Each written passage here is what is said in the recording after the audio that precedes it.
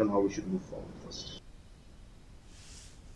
Myntri Rangbah ka Jylliew konrad kisang maulang baka Jingïakren Ïasuk bat kakenhon New Trap National Liberation Council Hnlc kan Sdang hapok ka Taïew Banyngkong jong ubnai Jylliew. Habakren skinong thok kubor hadian ka Jingïlang kakenhon Myntri usang ma ulaang ba usumbut Myntri Rangbah ka Jylliew bakmi ketenat kampoyeng ba Preston Tensong ulapan sengaw ba ladan ka Jingïakren do ba political secretary vice chairman ba court executive jong ka Hnlc ha ka singi ba ar ha ka Jingïdon lang uksyang ba PS Dekar. Myntri Rangbah ulaang ru ba baro ka Jingïakren ba ka Hnlc kiyat lang ba uksyang.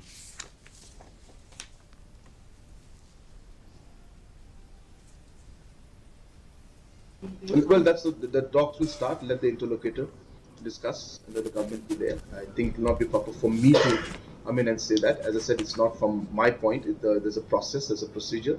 The interlocutor is meant to sit down and talk to them. So all those points will, whatever the concerns are, as I said, we have discussed a lot of them.